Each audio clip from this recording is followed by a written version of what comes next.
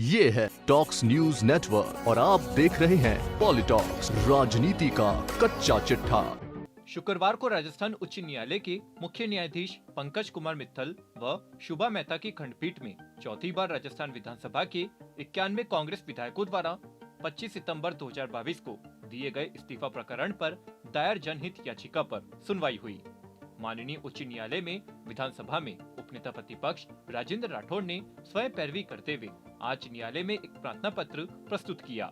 जिसमें विधानसभा सचिव की ओर से न्यायालय में 16 जनवरी को प्रस्तुत हलफनामे में दी गई जानकारी अस्पष्ट होने के कारण उन्हें इस्तीफा प्रकरण के समस्त तथ्य न्यायालय में रिकॉर्ड पर लाए जाने प्रार्थना की गई।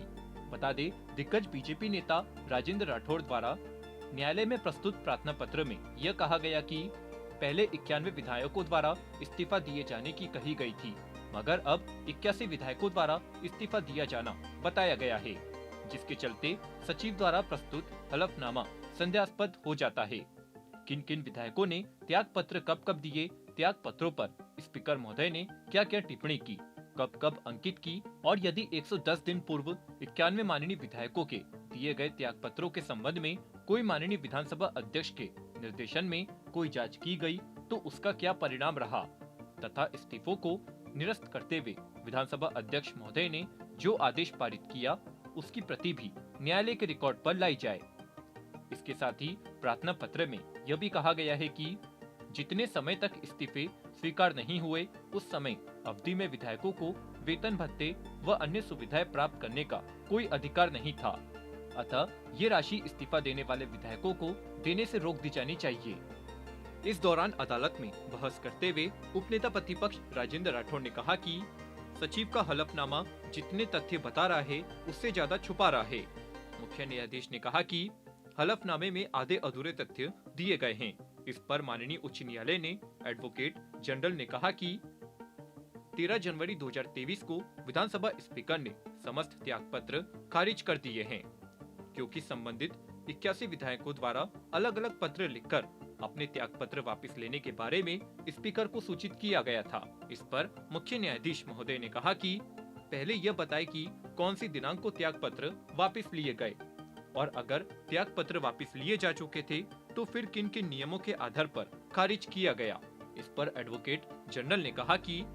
नियमों में त्याग पत्र वापस लेने का प्रावधान है। अगर उन्होंने त्याग पत्र वापस लिए हैं तो उन्हें वापस लिया हुआ मानकर खारिज किया गया है। एडवोकेट जनरल के जवाब पर माननीय मुख्य न्यायाधीश ने कहा कि त्याग पत्र देने वाले जिम्मेदार जनप्रतिनिधि है और उनमें अनिर्णय की ऐसी स्थिति क्यों होनी चाहिए। विधायक पहले त्याग पत्र दे और फिर उन्हें 110 दिन बाद उसे वापस ले।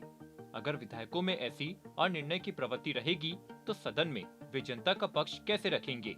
और इस प्रकार से त्याग पत्र देना व वापस लेना हॉर्स ट्रेडिंग को सीधा प्रोत्साहन देना है।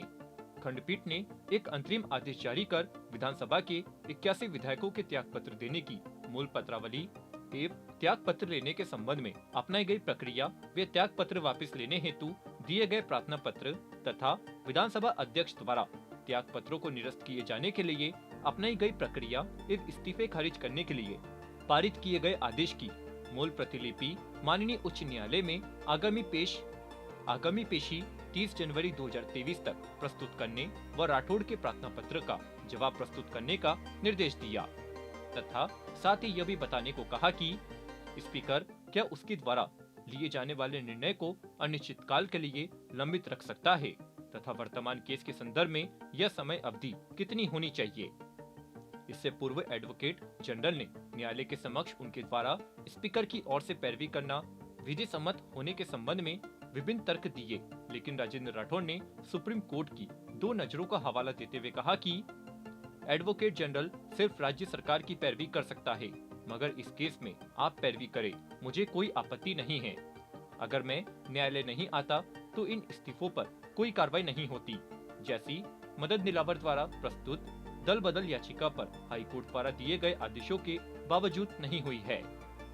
मुख्य न्यायाधीश ने कहा कि न्यायालय को अब इस बात का निर्णय करना है कि ऐसे प्रकरणों में कितने समय में निर्णय किया जाना चाहिए। पॉलिटॉक्स ब्यूरो, जयपुर। ये है टॉक्स न्यूज नेटवर्क और आप देख रहे हैं पॉलिटॉक्स, राजनीति का कच्चा चिट्ठा।